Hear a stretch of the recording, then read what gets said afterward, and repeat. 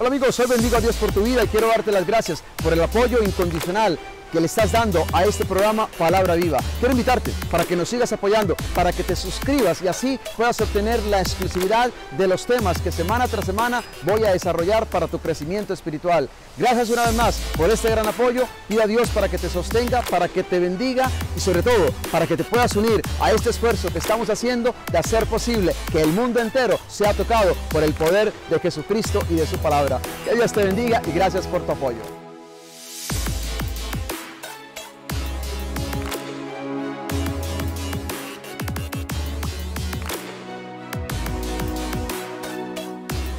Hola mis amigos, ¿te has dado cuenta del gran regalo que Dios te ha dado hoy? Sí, el regalo de la vida. Por eso hoy quisiera invitarte para que juntos le demos gloria y alabanza a Dios nuestro Padre Celestial y le digamos gracias Señor por este maravilloso regalo, el regalo de la vida. Gracias por todo lo que soy, gracias por todo lo que tengo, gracias por todo lo que hoy estoy viviendo y enfrentando. Gracias por todo lo que tú me darás. Dios es bueno, Dios te ama y Dios nunca te va a fallar. Y lo mejor que podemos hacer ahora en este instante es entregarle todo a Él, dejarlo todo en sus manos santas, poderosas y benditas y confiar que Dios siempre nos acompaña en el camino de la vida y que hoy ciertamente tendrá grandes bendiciones para ti como también para mí. Así que desde ya, démosle gracias a Dios por todo lo que en este día yo sé en fe que Él nos va a conceder, que Él nos va a regalar. Hoy el Evangelio está tomado de San Lucas en el capítulo 7, versículo del 1 al 10.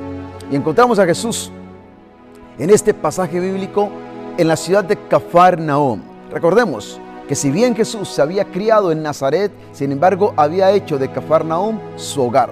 Y dice la palabra de Dios literalmente que cuando Jesús se fue a Cafarnaúm, vivía allí un soldado romano, ¿sí? Un capitán romano, un centurión, nos dicen otras versiones bíblicas. ¿Quién era un centurión? Un centurión romano básicamente era un soldado, era un oficial militar que tenía a su cargo alrededor de 100 soldados. Sí, básicamente era una persona que estaba bajo la autoridad del emperador directamente o en este caso quizás bajo la autoridad de Herodes Antipas. Pero ¿qué dice la palabra de Dios acerca de este oficial romano? Dice que tenía un criado al cual estimaba mucho, el cual estaba enfermo y a punto de morir. Esto me conmueve. La palabra de Dios nos habla que este hombre valoraba, este hombre estimaba, este hombre tenía un afecto especial hacia su siervo, hacia su criado. Esto no se ve siempre, déjenme decirles, esto no se ve siempre. Qué raro a veces es ver una persona que está en una posición alta y ver que trata con amor, con cariño, con delicadeza a la persona que quizás está bajo él o bajo ella, ¿sí? Gracias a Dios existen gentes muy buenas y yo he visto y me consta que tratan muy bien a sus criados, que tratan muy bien a sus empleados si ustedes quieren. Y qué importante es para nosotros aprender esto en la vida. Cuando Dios te coloca en una posición, ya sea económica, ya sea social, ya sea intelectual, ya sea laboral, lo que sea, y de pronto tienes a tu cargo personas que están bajo tu responsabilidad. Qué importante es tratar a la gente siempre con afecto, siempre con valor, estimarlos, ¿sí? Y sobre todo preocuparnos por ellos, como este hombre que está preocupado por su criado, que está enfermo y a punto de morir. Preocuparnos también, ¿por qué no?, por la salud de las personas que Dios coloca bajo nuestra responsabilidad. ¡Qué lindo! Esos son gestos de amor y eso es lo que demuestra que realmente Dios está en tu corazón.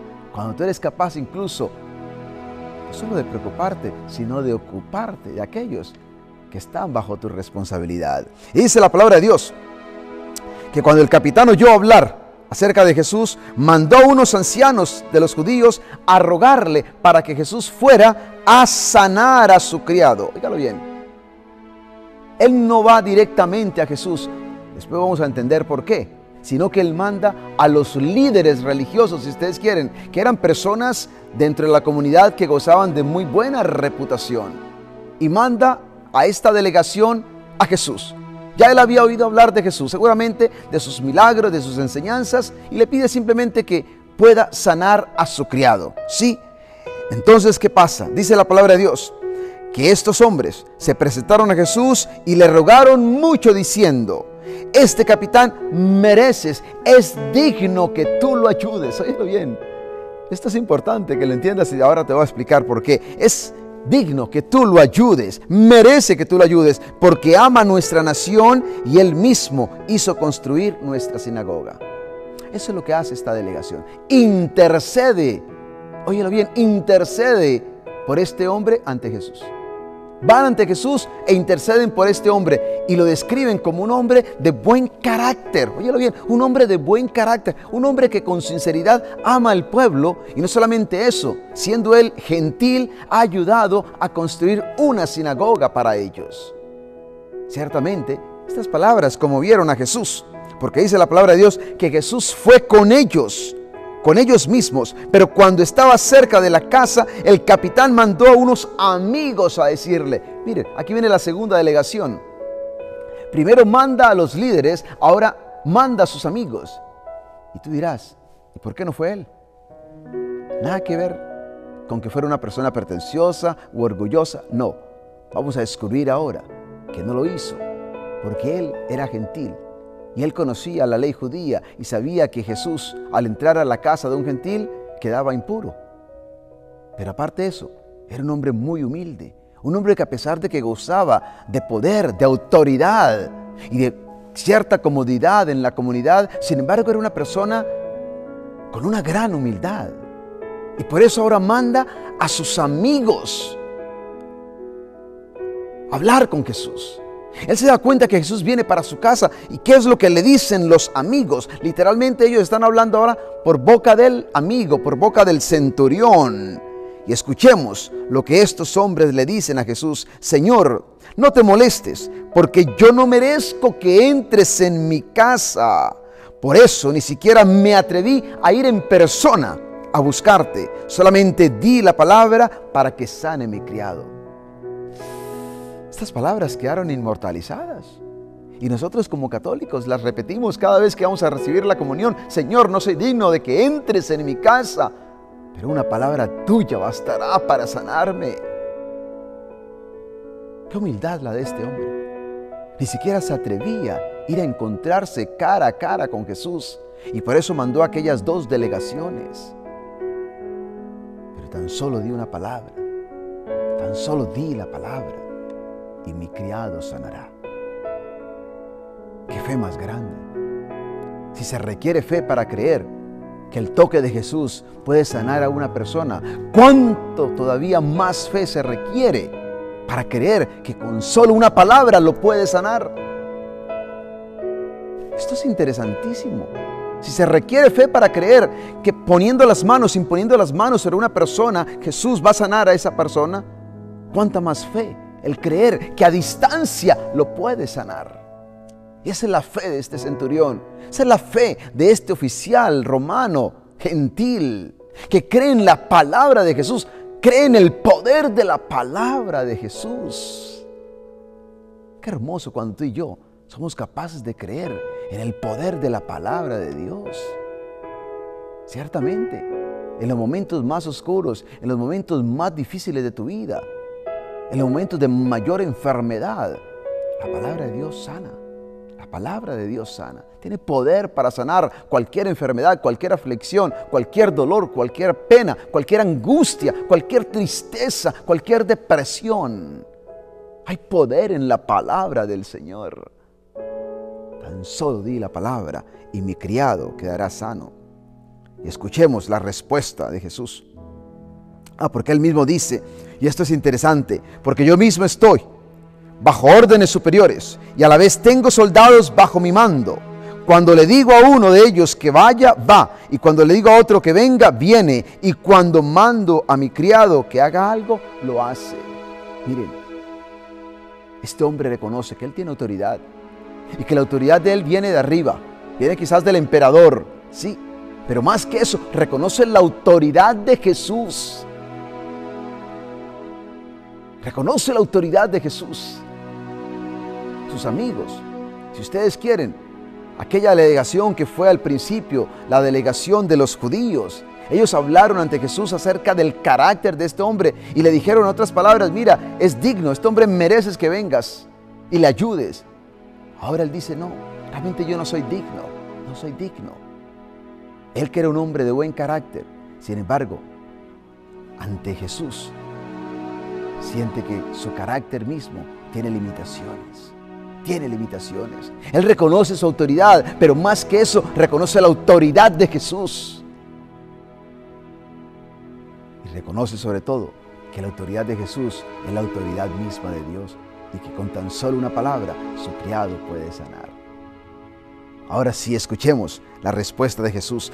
Jesús se quedó admirado al oír esto y mirando a la gente que le seguía dijo, les aseguro que ni siquiera en Israel he encontrado tanta fe como en este hombre. Y dice la palabra de Dios, al regresar a la casa, los enviados encontraron que el criado ya estaba bien. ¿Saben cuál es el milagro más grande en este pasaje bíblico? No es la sanación del criado, sino la fe del centurión. La fe del centurión. Claro, Jesús encontró fe, donde a lo mejor nadie esperaba iba a haber tanta fe. Era, por supuesto, de entender que hubiera fe en Israel. Y hubo fe en Israel, claro que sí hubo fe en Israel. Empecemos por los discípulos que creyeron en Jesús, por los leprosos a los que Jesús sanó y tantas otras personas. Si bien hubo muchos que no creyeron en él, en Israel, hablando, por ejemplo, de los escribas y fariseos, sin embargo, lo interesante es que este hombre, siendo gentil, ahora se abre a Jesús. Yo diría que este es como el preludio, el anticipo, ¿no?, de la iglesia gentil que luego va a aceptar el cristianismo, que va a aceptar a Jesús, que va a aceptar su palabra, que va a aceptar su autoridad. Pensemos, por ejemplo, cuando Pedro va a la casa de Cornelio, que también era un centurión, lo encontramos en Hechos capítulo 10. Y cómo los gentiles luego se van a abrir a Jesús para reconocer su autoridad como el Hijo de Dios, como el Salvador.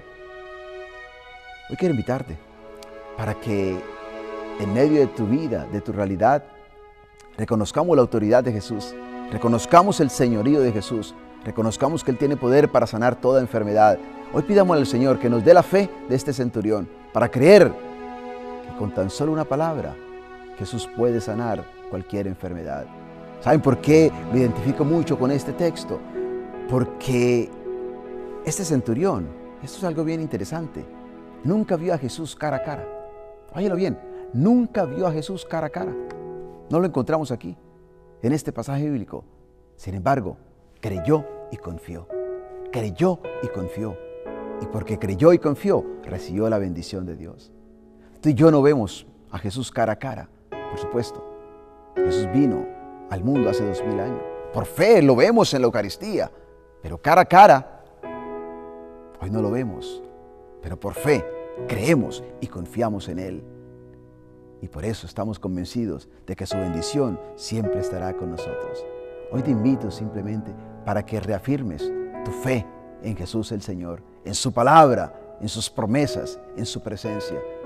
Y que cualquiera que sea tu necesidad hoy día, acércate a Él con la fe del centurión y deja que el Señor responda a tu oración, responda a tu clamor, dándote la bendición que tanto deseas para ti o para ese ser querido por el cual hoy estás orando. Que Dios te bendiga, el Señor te acompañe ahora y cada día de tu vida, en el nombre del Padre, y del Hijo, y del Espíritu Santo. Amén.